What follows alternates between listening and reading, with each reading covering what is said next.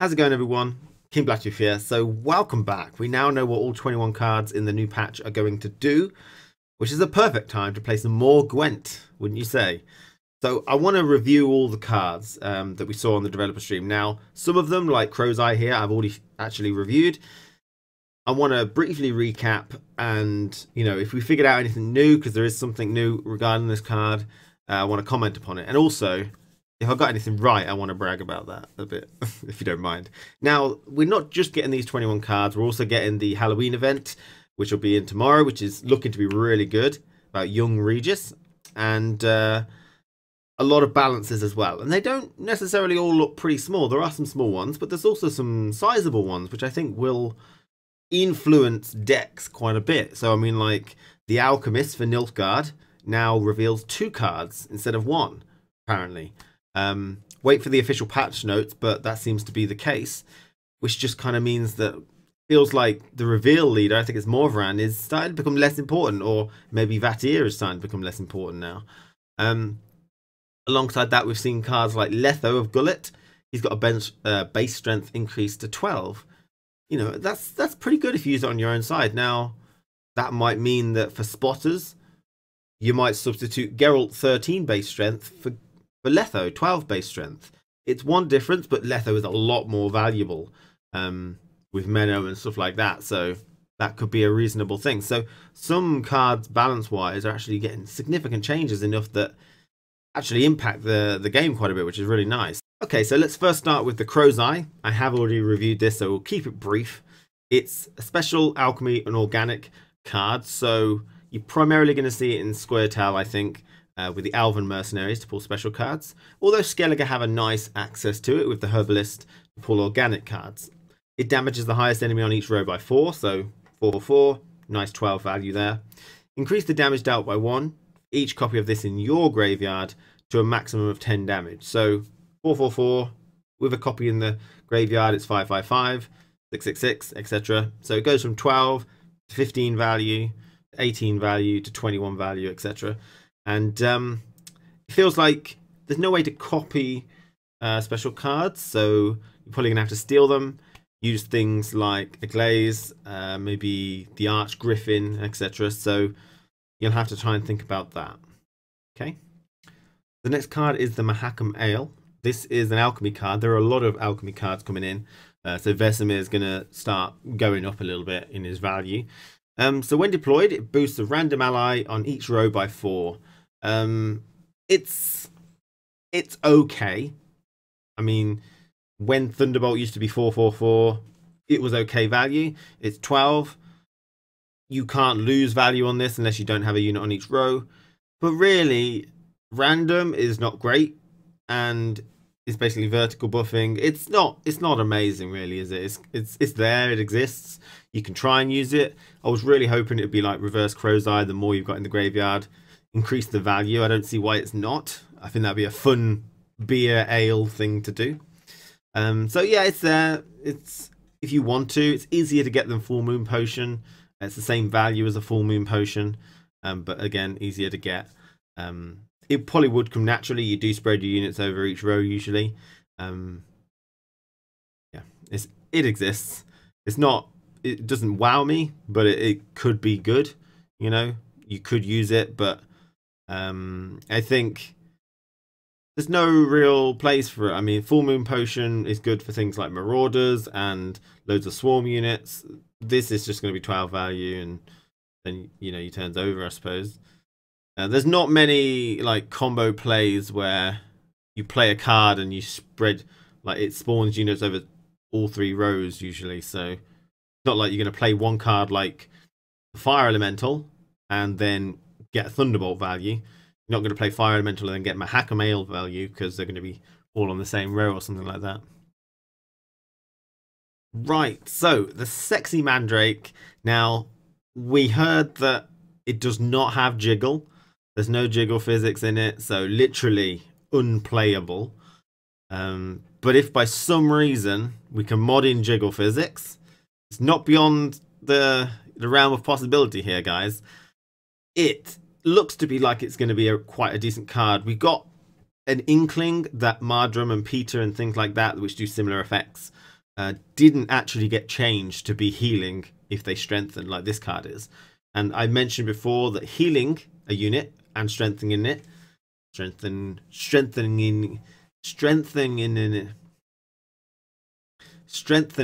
it. You know what I mean, right? Healing it and then strengthen the unit is actually a lot better than resetting it and then strengthen the unit. So it's a shame they haven't got changed, but this could be really good if we start to see again Ekimaras still doing what they're doing. You know, Imperium forces, Imperial brigades, and Vran warriors and stuff like that. So really kind of key, and there might be some really cool abusing things you could do with it as well. Like you might be able to give it to Morkvarg and he'll be quite a powerful card. Now that's not necessarily a great thing, great option, but you know, you can start to look for these ideas, which is really exciting about this card, because even if you don't use it in that way, you've always got the option. It's a tech card, which feels like a really good one. It cancels a lot of the really troublesome cards, but although it is a silver and they're going to be playing bronzes, so they'll probably have quite a few. But I do like it, and not just because, you know, it's new Vess. So this next card is Expired Ale, and this was a very difficult one to pinpoint when I was doing my predictions, but this is an alchemy card, much like the Mandrake before. So again, Vesemir is starting to really be a nice tutor for any of these kind of strategies that you want to employ. So it's a very complicated one, so I'll try and make it simple. So the Expired Ale special card, when you play it, it transforms into a Foul Ale and moves to the opponent hand and reveals itself. The Foul Ale being this card here. Okay, so while this is in the opponent hand, they have a choice. Play it, which makes your opponent draw the top silver or gold card from their deck, or if they don't play it, after 3 turns of it being in the opponent's hand, at the start of their turn, banish this card and discard a random card from your hand. Okay, so effectively, let's break it down. When you play Expired Ale, you give the opponent a card, so they gain 1 card advantage. Okay, now if they play that Foul Ale from their hand, they give you, the person who initially played it, a silver or gold from your deck, equalizing the card advantage. Okay, however, if they choose to keep hold of it and then it banishes itself and discards a random card from hand, banishing it itself equalizes the card advantage, and then they discard another card, so they lose 1 card advantage. Okay, so there's 2 upsides here. The upside A is you gain a silver or gold, equalize the card advantage, or you gain a card advantage. Okay, but no silver or gold. So they're the 2 upsides. Now there is a downside, and that is if the opponent counters this card after you've given it to them. If they do that, you lose 1 card advantage, get no silver or gold. Okay, that's how it works. So there's many ways to counter this. If you give it to them, they gain 1 card advantage, and basically all they've got to do is get it out of their hand to stop it. They've got to get it into the deck, they've got to banish it somehow, they've got to get it into their graveyard or something like that. So one of the really cool ways that I'm starting to see, there's a card which is kind of low, doesn't appear much, but it's starting to actually start increasing now in value over with all these kind of golds and stuff that like to be discarded, and that's Johnny. Johnny's looking really good. Just to have it in there as a tech choice, and there's a couple of strategies you can use with it as well. If you Johnny this card, it will go into your graveyard and you'll get a silver from the opponent's deck. So not only did you discard it, keeping the card advantage, you actually got another silver, a 7th silver, for free, which is really good. And there's other ways to counter it too. Giant Toad could just eat it, put it in the graveyard. You could mulligan it away with things like Vess, or things like Francesca, or Scoia'tael in general. A lot of them can mulligan it away. If the round ends before the timer does, you could just mulligan it away there, which is quite nice. So there's a couple of ways to get rid of it, and that means if you give it to the opponent and they get rid of it, they gain a card advantage. So it's a bit risky. I don't think it'll be played very much, although the upsides are nice. Gold or silver, or a card advantage. Now, a gold and silver doesn't seem too good when you start thinking of things like Gels, but this is a silver. I don't think that's worth the risk, honestly. The risk being you lose a card advantage and maybe they get another silver, or you get a silver, a gold, or a card advantage. I don't think it's worth it, but I really like the idea. It's a cool card. Be nice to have a play, see how many people actually can deal with it. Yeah, pretty fun. I like it. I could never have guessed this. This is a bit weird. This is never could have guessed this ability. The next card is Marvins Blue Dream. Now, this one spawns a copy of a gold card in the opponent's graveyard, and if it's a unit, but not an agent or a double agent, boost it by 2. Now, a lot of people are confused about this agent or double agent business. You can play Dijkstra and then Marvins Blue Dream it.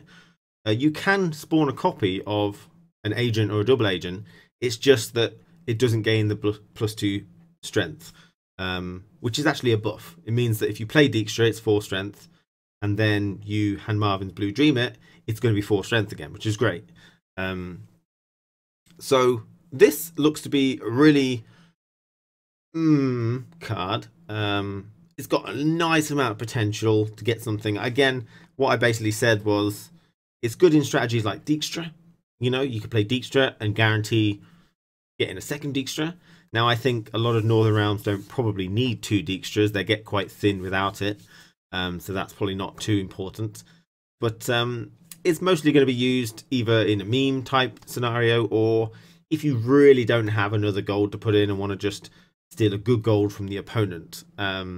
Like if you're playing Skellige and you've got 3 golds and then you're like, my 4th gold, I don't know what to put in. You could put this in and try and go for something really good, like, you know, the opponent's Shani, the opponent's Coral, the opponent's Caretaker, things that are really quite easy to get, that are really quite valuable. Now, the difference between this and Renew a while back is that obviously you don't deny them from renewing it themselves, but also that you can kill golds like Shani and Coral and Caretaker on the final round, and you can actually put it in the graveyard. You couldn't used to do that a long time ago, so it made Renew, stealing from the graveyard, not very good. But now you can actually kill them. It's more viable. So those 2 scenarios is how I see this being used. You know, you can try it in Dijkstra, but I don't think it's necessary. And if you just don't have a 4th gold slot, you can try and go for a good one from the opponent. Maybe it'll be quite good when you're getting into mirror matches quite high in the MMR. You know what kind of golds they're going to be using, and they're going to be good. Maybe. So the next card is Muzzle. This is very similar to the previous one in the same sort of respect that it's kind of going to be a middle sort of card. I don't expect it to be used that much. Very much like Treason. It's less requirements, but maybe when you get into the really high MMR, you know, where you can really kind of guess what your opponent's going to play with the meta decks, it might be useful because you'll know what cards are worth trying to go for and whether it's worth putting it in your deck. But you move a bronze or silver enemy with 8 power or less to the opposite row back onto yours, or back onto your row.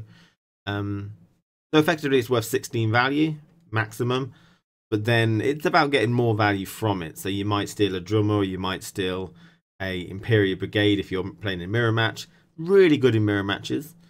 You know, it's better to have 4 Imperial Brigade and the opponent's only got 2 now, and you can really get a lot of value out of it. But yeah, it's probably going to be experimented with, but then maybe at top MMR, if it starts to become like, okay, this will be a game winner, I'll take it. But then the thing about that is the opponent will start taking it if it becomes that good of a card to steal, so it will kind of cancel each other out. But one thing that this card has, which really saddens me over the Mandrake, is jiggle. Got some really nice jiggle on it. Look at that. That's really cool jiggle. But why not Mandrake? The next card, Wolfsbane. I reviewed this not too long ago. It's another alchemy card again. So 1 in your graveyard. After 3 turns, at the start of your turn, you boost the lowest ally by 6 and damage the highest enemy by 6. So now we know that it only does it once, only activates once when it goes into your graveyard. So there's no way to steal from your graveyard or interact with it anyway, so it will happen. You can make a copy of it with that Blue Dream card if you want. But again, I said 12 value is pretty low. The main way you can kind of look at this card is carryover. It's basically like you play it and then you pass and you'll start the round with kind of like 12 strength value there when it does activate. So you're playing cards in round 1 or 2, and then the next round you'll get the benefit. So it's a way of stalling a little bit. So that's probably how this is going to be used. You have to put it in the graveyard. There's a couple of ways. King Bran, I feel it's inefficient because you play King Bran probably the first turn, maybe nearly. So you don't want this to go off that then. But he is safety. It will, you know, always allow you to do it. The other way is Johnny again. Welcome back, Johnny. This will give you a 5th gold. Does require you to have both in your hand though, which is not great. But you know, that's a really cool idea. You've also got some other ways like Ermion and such. Yeah, you probably want to use it at the end of near the end of one round. It'd be really nice in like after you've won a round and you're in the middle round. You play your spy, you play this card, you pass next round. You know, because when you play this card from hand, it won't do anything, but it'll stall. And if your opponent has to play more cards, then that's really good, and you'll get the benefit next round. So it's kind of like a carryover type thing, and for that it could be quite strong, even though it's only relatively 12 strength, which is quite low for a gold. But you know, with some Johnny tactics, you could get 5 golds. So we've got the peasant leader, Germain of Fox Hollow, and it was confirmed that his face is designed on CD Projekt Red developer. So there's not really much to say about this that I didn't say before. It's worth 12 value, which is 2 more than a poor infantry. Would work really well in Northern Realms when you've got a lot of those siege supports, I think, that buff every unit that comes onto the board. And it enables really quick combos of Commander's Horn, Thunderbolt Potion, stuff like that. So yeah, swarm cards. Now we know what's really important is they are beasts. The cows are beasts, but harpies have changed. So harpies come out when a beast dies during your turn. So you'll need to do Blood-Curdling Roar or Stamelfords or something like that to kill your own beasts in order to get the harpies to come out. Okay, so you know, worth a try. You know, you could play Germain of Fox Hollow into John Natalis into Commander's Horn, and you've got a really nice 2-card combo there, which could be a really good win condition. So next card is Avalak the Sage. Now a lot of people were thinking this guy would copy cards, but he's a, you know, he does something kind of like what I thought he would do. So he spawns a copy of a random different gold or silver unit from your opponent's deck. He is essentially the RNG meme card. I mean, now the question I have is, does he work like Johnny in the way that if they don't have one in their particular deck, does it not pull one? And on top of that, if it doesn't pull one, does it not, I don't know, it does, nothing happens. You don't lose any card advantage, but it would just be a 2-strengther. That's the one question I do have about this. Does it take their deck as it is or their deck as it was? But yeah, I mean, people will have fun with this. It will probably never make a serious play. Just, I mean, like, you'd like to go for gold, but silver's in there, so you could get a silver. Some silvers are good, but yeah, I just think it's just RNG, isn't it? It's going to be a little fun. Now, you can't infinite combo this because it just say different as well. So this card, the Ale of the Ancestors, I just want to say I got it right. Absolutely got it right. Positive weather. And the only way to do positive weather is to put it on a unit that can be destroyed. So, in many ways, Odrin is kind of like a positive weather, but this basically introduces the change of tags. So weather is no longer a tag at all, and it's now changed to boons and hazards. Okay, so it's 4 strength and it has 6 armor, which is, you know, it's about Priscilla value, and we're going to be comparing it to Priscilla here. So while on a row, bathe the row in golden froth. Golden Froth. Every turn, at the start of your turn, boost 3 random units on the row by 1. So every turn, you get 3 value. Now, Priscilla, she boosts 1 unit anywhere on your side of the board by 3. But she only does it 4 times. So that's 12 value she does. Now, this needs to be on the board for 4 turns to get 12 value. And then it exceeds Priscilla. Okay, and they're about the same strength, about the same armor. So this is just way better than Priscilla. However, there are a lot of negatives to both. Okay, so this card can be locked, it can be scorched, it can be epidemics, it can be removed, and it's going to be hard to remove 10 strength, but when you start to look at things like Madman Lugos, Leah Bonhart, maybe a Menno combo or something, it's possible to do it in one card. I mean, the Cyclops can do it if I've got a Fiend on the board.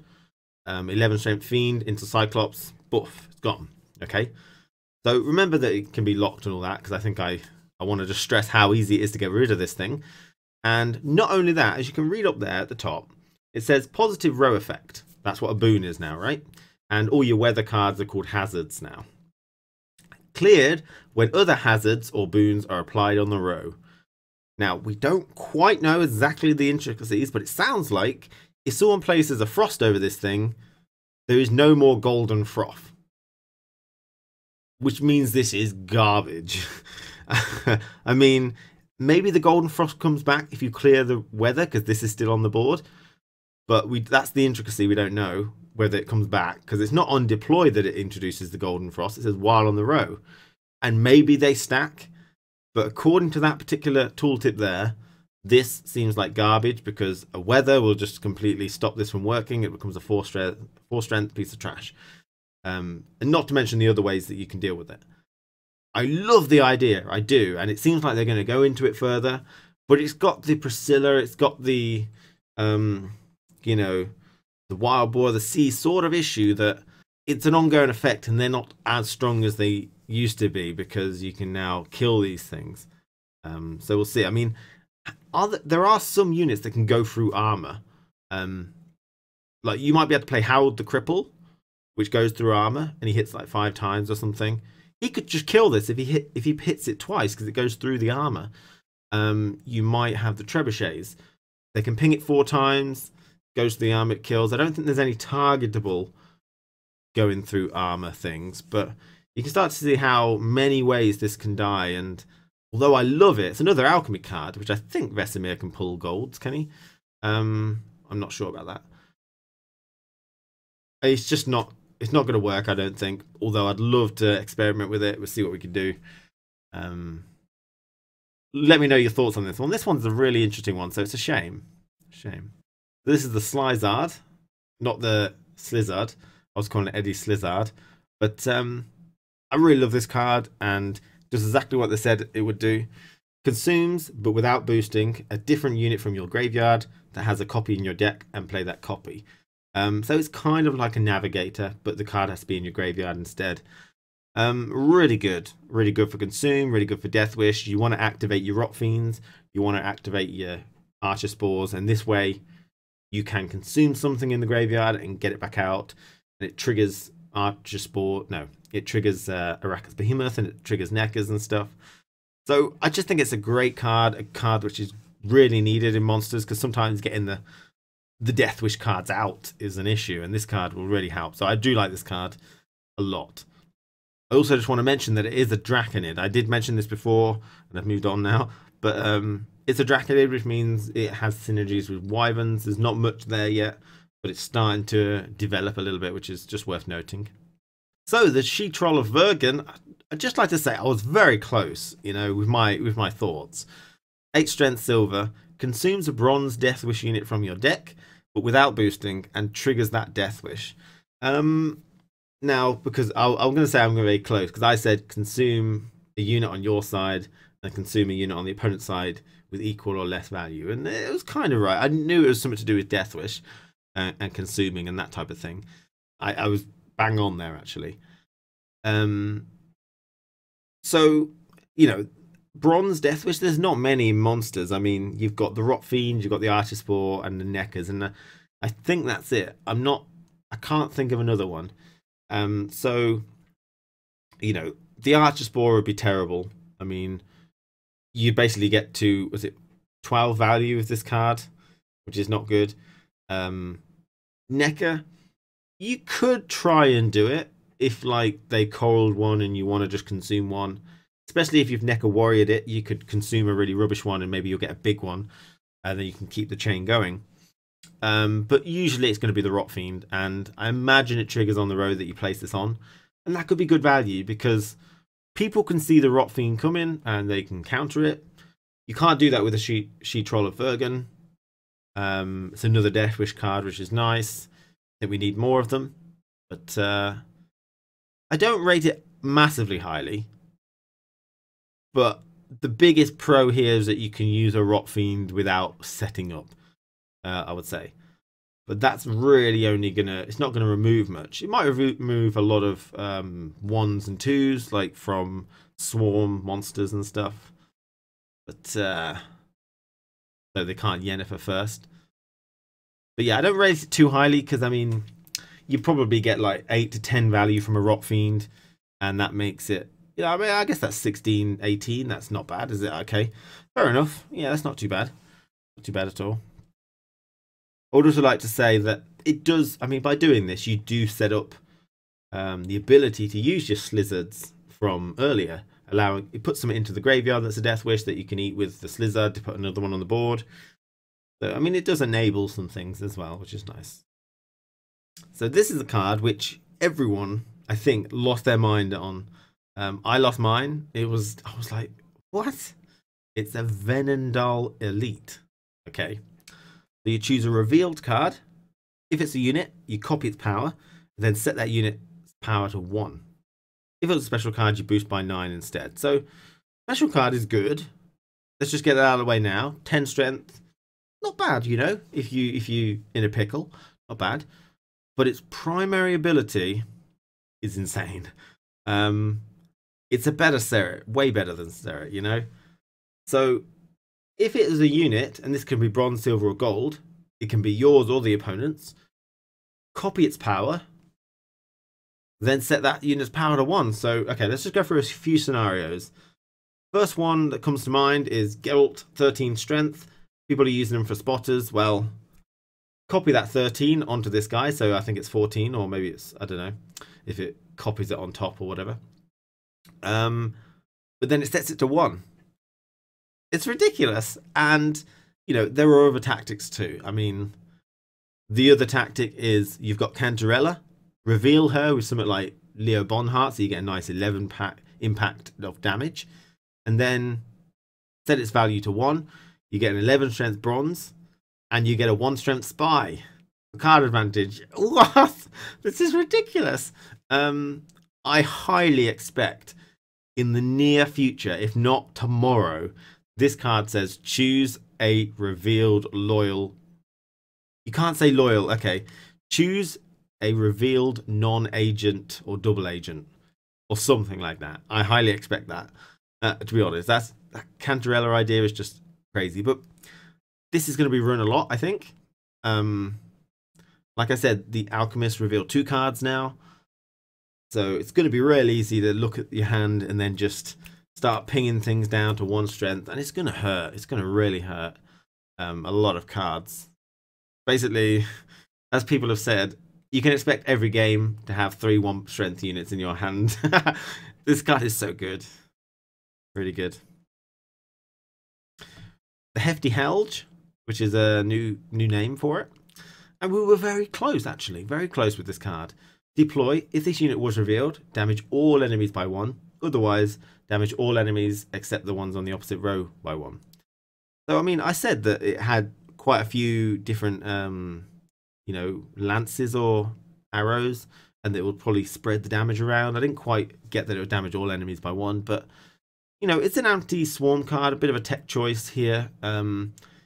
It really depends on the matchup. I mean, if you're playing against Nilfgaard spies, you're not going to get much value from this at all. But if you're playing against monsters with harpy eggs and woodland spirit and fire elemental, you're going to be in the money. So it's a tech choice. I mean, you probably don't even need to reveal it sometimes. If you weather a row and they don't place anything there, you don't need to reveal it. It wouldn't be beneficial.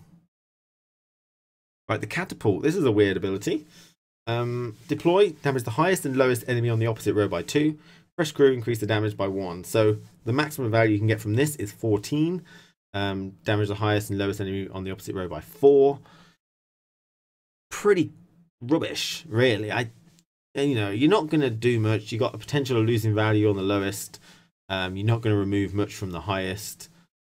So I think no one's really going to take this one. It's going to continue to be battering around most likely. No one's really going to use this one, I don't think. Which is unfortunate, and it's fresh crew. I wish it wasn't. Although we do have some crewmen coming in, so that's nice because I think that's the thing that needs to enable machines more. Ronvid of the Small Marsh here. So whenever this unit is discarded or destroyed, set the base power to 1 and resurrect it on a random row. And it's got crewmen. So this is one of the crewmen that I mentioned. And basically it's an invincible guy. He just keeps coming back. There's a couple of ways to utilize him. Now, most of the time you could just play him as a 10, and then he keeps coming back as a 1 and a 1 and a 1 and a 1. Which is nice for things like Blood Curdling Raw, Stammelfords. You can get loads of 6 strength units if you want to try and do that. The opponent has to lock him to deal with him. 1 strength carryover is enough to just stop a dry path, which is really nice. However, the problem with that logic is that opponents have harpies and harpy eggs and echimaras and mortvarg all geared. So 1 strength in that case is not enough. And most factions have it, Elven War Dancer. So although 1 is enough against someone who doesn't run any, in most circumstances it's not enough against someone who runs any carryover. But it's nice that it keeps coming back, and he is a crewman, which means that sometimes you can get your fresh crew immediately. You don't have to like set up and waste some value. But also you could Johnny it to discard it. You would lose a 10 value, but you would get a 7th silver and him on the board immediately at 1 strength. So there's some potential. I don't think he's amazing, but I mean, you know, you can have a play around with him. I like the idea, and I think it's a really good thematic effect for this guy. The doublet, a Swordmaster, exactly the same as it was before. You know, it's a good card, I think. Stolen Brienne's ability. Brienne has changed. She does the same thing, but now if she destroys something, she boosts all dryads and ambush cards by 1. Okay, which there's not too many of, so Brienne is still probably not going to be used, but these guys are pretty good. They can easily be 14 value with just 1 buff from a smuggler, not smuggler, support. And with Quen and a support, they're worth 18, which is really nice. Now, hitori here is an excellent choice. Now, a lot of people are going to be slightly annoyed that Square Town now have a resurrect, because deploy resurrect a bronze or silver Square Town unit with power less than or equal to this unit's power. I really like that because it kind of goes towards the buffing Square Tail, you know, buffing in hand. But I mean, even without that, you've got some nice targets. The main one being Barclay Els, because he's going to be great tempo, and if you can use him again, it's really good. There are a couple of other ones. Nothing really stood out. Ida Amin is there, but not many people use her. You could buff it, you know, with Mandrake and try and go for Kieran or something again, but really it's just going to be Barclay. But I do like the potential. You can't go for Dorigarrett because he's neutral. Got caught out from that before as well. So I mean, it could be quite good for a chain effect. And people will experiment with this. So I think this is going to definitely be on people's list. I really like the idea. Nice for Square Tower to have a little something, although people might be annoyed at that. So the Heimei Battle Maiden is a really good card, I think. So it damages a machine or soldier ally by 1 and plays a copy of it from your deck. So it's basically a Reaver Scout. It's 2 strength instead of 1, but it damages for 1. So it can set up for Warcry. It can, you know, activate Great Swords. It can activate Raging Berserkers, so they transform into the bear. Now, they don't actually have the soldier tag yet, but it's been confirmed that they will have. So this is great for cursed units and stuff, you know. I think this is going to be a great card. I really like it. It's going to work wonders. I mean, you can use it on war longships, light longships, but I don't really see that happening. But yeah, this is a great card, I think. Some things you won't be able to use it on because they're not machines or soldiers, but I think most things you will. I think more things are getting soldier tags. So I like this card a lot. Yeah, good. Well done. So initially with this card, I got it wrong. Although as soon as someone said it clears a row, I took it back and agreed with them in the comments section. And I was right about the other one as well, just to let you know. But yeah, it's an 8 strength, clears hazards, which is now weather, from the row, and moves 2 allies to that row. So this is to counter all the movement tech to stop the great swords and the light longships, which is great because you can move them both, so you can put them back together whenever you want. And Skellige have movement of their own units now because they never had that. So marigolds is going down. Marigolds used to be easy against Skellige. Not going to be the case. These are going to be very important, I think, for some decks, especially the greatsword light longship one. So a really good card, needed card for Skellige. Very, very good. Good option. Very, very good option. This is the only movement for Skellige, so it's really important. So we've got Herald Hounds now. An excellent thematic ability. Excellent. Right, so on deploy, he spawns Wilfred to the left, Wilhelm to the right, and Wilmar on the opposite row. So Wilmar on the opposite row is the top skull. The opposing player plays a random bronze cursed unit from their deck. This is on the revenge tag. I'm not sure what that is. It might be retaliation, I'm thinking. When you hit it, it's 1 strength. They're all 1 strength. So I'm thinking when you just hit that, you play a bronze curse unit from your deck, which is great. Wilfred, the one on the left. Death Wish, strengthen a random ally by 3, which is okay.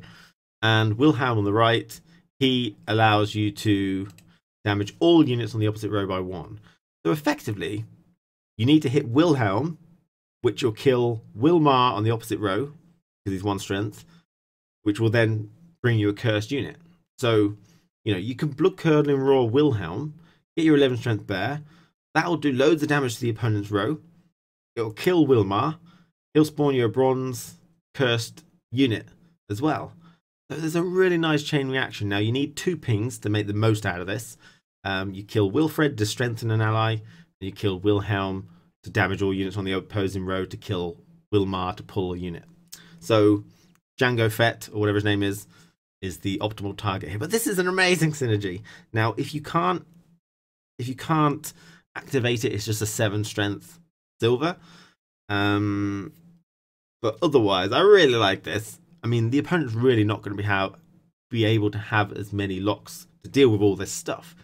Wilhelm is probably the most important one, and then Wilmar, or maybe Wilmar, then Wilhelm, depending on how many units you've got. And Orcs would, but yeah, I like this. I like this a lot. I think this is a great card, and it's cursed as well. So we're starting to really see the cursed archetype coming in, which is great. So, like I mentioned, this is about the end of the stream now. Thank you for listening to all these. Now, some of these other cards have been changed that we know of. There's, I imagine, quite a lot of changes coming, but Harpy is one of the main ones. I mentioned this before, but I just want to stress it. Whenever a beast ally is destroyed during your turn, play 1 copy of this unit from your deck. And it does the same, it damages the lowest enemy. So, you know, this is things like Stammelford, Blood Curdling Roar.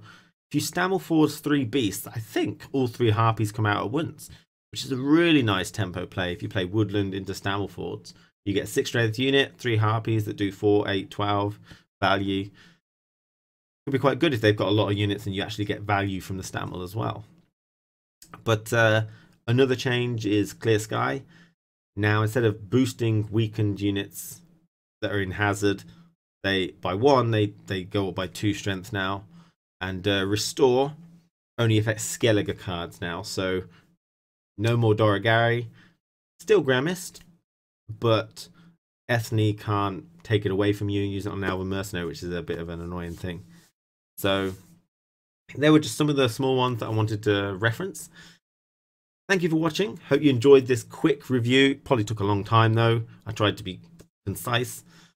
Thank you for watching as always, and I'll see you tomorrow for our Halloween event. Take care, everyone.